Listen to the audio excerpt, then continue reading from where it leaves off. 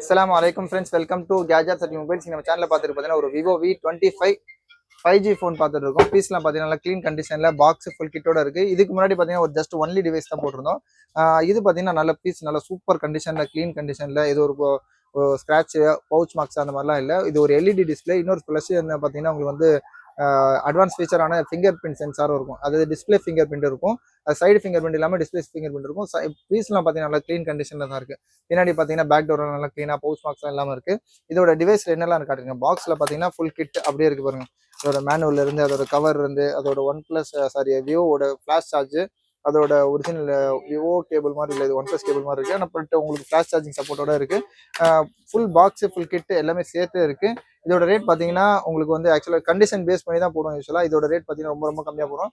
11,500 rupees, 11,500 Vivo V25 5G phone நல்ல clean condition இருக்குது.